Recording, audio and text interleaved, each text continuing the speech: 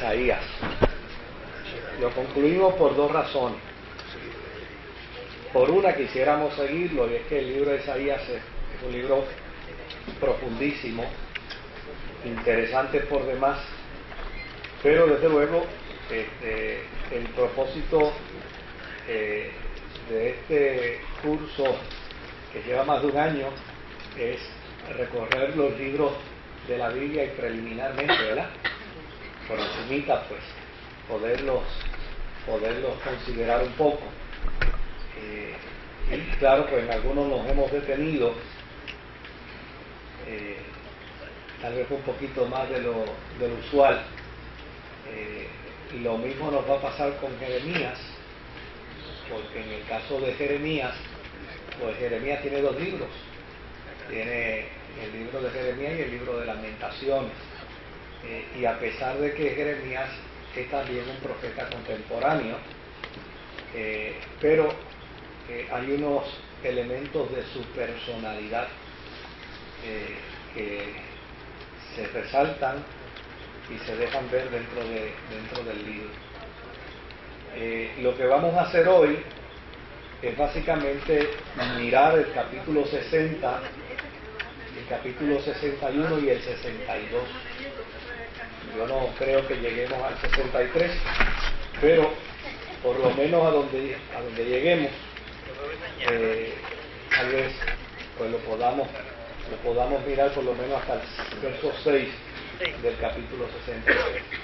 Así que tenemos una lectura bastante extensa hoy como asignación. Así que les invito que empecemos primero a mirar el capítulo 60, pero antes vamos a tener una palabra de oración. Señor, gracias te damos por todas tus bondades, por todas tus maravillas, por la oportunidad que nos das de estar en tu casa, de que juntos podamos disfrutar este tiempo grato en tu presencia. Pedimos traigan con bien, Señor, a los hermanos que vienen de camino, y a todos nos permita disfrutar de un tiempo grato y hermoso. Ayúdanos, Señor, para entender y atesorar tu palabra en nuestros corazones. Gracias, Dios. En el nombre de Jesús, Señor, tu Hijo amado. Amén. Isaías 60, sí. Un segundo. Ajá. No sé si te ha oído, pero a Oprah Winfrey, Sí. usted sabe de ella, ¿verdad? Sí, sí. Pues esa mujer está predicando que la salvación viene en grupo, que la salvación no puede ser Individual. Y eso se lo predicó al presidente, y el presidente lo ha repetido muchas veces. ¿Qué tienen que ustedes decir? Bueno, este es el tiempo donde uno escucha cosas a veces que son desastrosas. Yo venía ahorita escuchando no a Oprah, venía escuchando a Oprah, sí, venía escuchando a una persona de aquí de Puerto Rico que decía: usted es lo que usted piensa. Y eso, claro, desde el punto de vista cristiano, eso puede tener algún tipo de vínculo, ¿no?, y de connotación o de relación en alguna medida, pero cuando uno está haciendo un mensaje desde el punto de vista de la fe, que es soteriológico, ¿no?, que es un mensaje de salvación que no depende de uno, depende de la gracia de Dios, entonces uno no es lo que uno piensa, uno es lo que Dios ha determinado uno es. Y lo que es extraordinario dentro de la fe es que el pensamiento que Dios tiene para la raza humana es bueno, es noble. O sea, cuando Dios piensa del hombre y de la mujer, piensa de su suprema creación, piensa de lo que es semejante a Él. Y en ese sentido a mí me parece que pues, la gente anda corriendo. No olvidemos que hay una confluencia sincrética, ¿no?, que anda corriendo y Y hoy en día uno quisiera hasta evitarlo, pero es imposible. Es imposible. Hay cantidad de personas que están diciendo cosas que uno dice, Dios mío, ¿de dónde las sacaron? ¿Cómo es que las producen? Realmente no sabemos. O sea, no hay forma para que se pueda sostener teológicamente que la salvación es colectiva. No hay forma. Porque, claro, uno puede abrazar la fe desde el punto de vista de la palabra de Dios cuando llega a uno. Y, por ejemplo, hay gente que lee ese texto que dice, cree en el Señor Jesucristo y serás salvo tú y tu casa, ¿verdad? Y dice, pues yo voy a creer que esa es palabra de Dios para mí, como lo fue para el carcelero de Filipo en un momento dado. Pero eso no necesariamente quiere decir que es literalmente así, porque en el contexto histórico, en aquel tiempo, cuando un hombre se convertía, automáticamente se convertía toda su casa. Entonces, pues desde luego, era más fácil a ese hombre decirle, cree y serás salvo tú y tu casa, porque no solamente se convertía su esposa, se convertían sus hijos, se convertían sus yernas y sus yernos, se convertían sus esclavos. O sea, todos tenían que unirse a la experiencia de la fe. Hay un concepto que se toca en el punto del planteamiento de grupal, Sí. y es que muchas veces se informa o se dice ahora en la escuela teológica que tú no te salvas solo, que tú te salvas en la iglesia, porque la iglesia es la que viene a buscar Cristo. Entonces, en ese concepto grupal es que tú no te salvas por allá, sino que tú te salvas en el cuerpo de Cristo, que es la iglesia. Y pues no sé si ese es el concepto grupal que pudiera ir marcando. Yo no sé si eso es lo que... Yo leí que en algún momento en la iglesia primitiva o en sus comienzos se vivía, todo el mundo vendía sus cosas y vivían con lo que recogían y vivían en comunidad. Sí. Esas comunas, y yo me pregunto hasta qué punto yo pueda aislarme en una torre para creer en Dios y no hacer el bien para con mi prójimo. Entonces no estoy haciendo lo que dice el más importante de los mandamientos, que es amar a Dios sobre todas las cosas y a tu hermano como a ti mismo. Bueno, la iglesia primitiva interpretó la fe en un momento dado como una fe colectiva y les fracasó. Lo primero que tuvieron fue un bochinche que fue salvaje. O sea, las mujeres griegas se quejaron de que le daban más comida a las judías que a las griegas.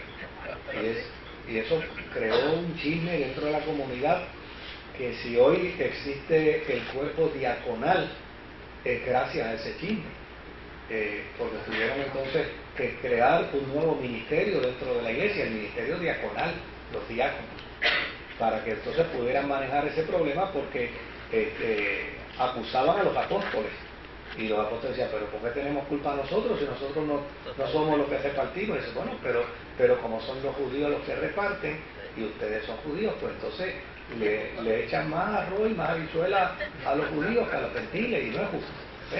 Entonces, al final la experiencia colectiva desaparece porque no es funcional. Pero el mismo problema lo tuvo también el tiempo del oscurantismo, antes del oscurantismo, cuando Constantino decide convertirse en el primer teólogo, obispo, papa y emperador de la cristiandad. Muchos creyentes decidieron irse al desierto, decidieron enclaustrarse, y eso fue una desgracia para la cristiandad, porque se enclaustraron los piadosos, se enclaustraron los hombres de fidelidad, se escondieron los hombres que podían dar una respuesta íntegra y honesta a la vida de la fe. Y a la larga, pues, los que estaban pendientes a prebendas se despacharon con la cuchara grande. Quiero hacer un comentario de Sí. Constantino, porque una de las cosas que a mí me llama la atención es que la religión cristiana viene a coger su fuerza cuando viene Constantino. Mucha gente ignora por qué Constantino se hizo cristiano. Y una de las cosas que es importante conocer es que Constantino, su mamá, no era romana. Su mamá, y era una ley en Roma, que para ser emperador tenían que ser romanos. Y entonces Constantino, cuando su papá murió, esa era la época donde estaban todos los romanos, pues eran muy severos por los cristianos, los perseguían porque no creían en el César, etcétera, y le imponían tributos, ¿no? Y cuando su padre, de hecho Constantino estaba bajo la tutoría del César de Roma, porque era un triunvirato. Su padre estaba dirigiendo otra región y estaba nominado para César. Cuando murió, su hijo no podía ser, el hijo que tenía no podía ser César, pero ya Constantino había, y su padre lo había salvado de un intento para matarlo, porque pues, esa era la forma en que funcionaba Roma. En el caso fue que Constantino, cuando se proclamó César, le mandó una corona al César principal de Roma diciendo: yo soy César de esta área, y él le dijo: tú no puedes ser César porque tú eres hijo de una concubina. Y de hecho él lo era, una concubina que era Helena, que era cristiana.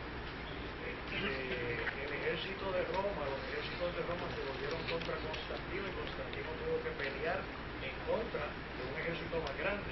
El puente.